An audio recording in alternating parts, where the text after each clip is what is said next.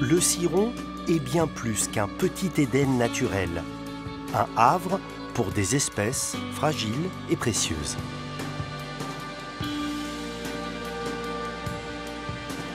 Certes, son débit est modeste. Et pourtant, il a de tout temps été un lieu propice aux activités humaines. Sur le Ciron, au 19e siècle, on comptait environ 40 à 50 moulins. Ah mais c'est énorme! C'est une activité très importante de la vallée. La construction d'un moulin était un investissement assez important. Il fallait édifier le moulin par lui-même, dresser un barrage en travers de la rivière. Et seules les familles nobles ou le clergé pouvaient faire ces choses-là. Donc jusqu'à la Révolution française, la plupart des moulins de la vallée appartenaient soit au clergé, soit à la noblesse. Dès le Xe siècle, ces moulins sont à l'origine d'une activité économique qui ne va cesser de croître. Les boulangers de Bordeaux, attirés par la proximité de la rivière, passent des contrats pour faire moudre leurs grains en priorité.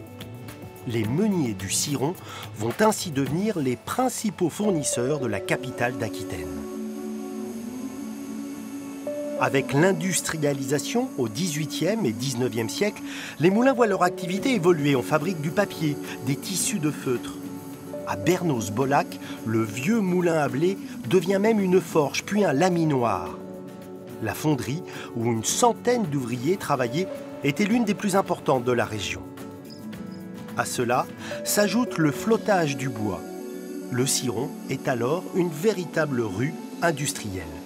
Il y avait ce qu'on peut appeler des trains de radeaux, plusieurs radeaux qui se suivaient et qui descendaient la rivière jusqu'au port de Barsac. Alors ce bois, il partait où? Il était utilisé pour quoi? Essentiellement sur Bordeaux, pour le bois de chauffage, pour les échalas, également dans la région pour les piquets de vignes. Mais durant une certaine période, on a fait dans le secteur des poteaux de mine qui partaient à Bordeaux et qui étaient ensuite expédiés en Angleterre ou dans le nord de la France. C'est juste incroyable parce que pour passer par exemple les barrages, il avait fallu les aménager. Oui, ce qu'on appelait des passelis. Et là on voit un passeur qui est presque en train de faire, j'allais dire, du surf. Bien évidemment, c'est pas ça. Sur un tronc de pin, ouais. Ça paraît improbable, quoi, Mais quand oui, même. Hein. C'est vrai.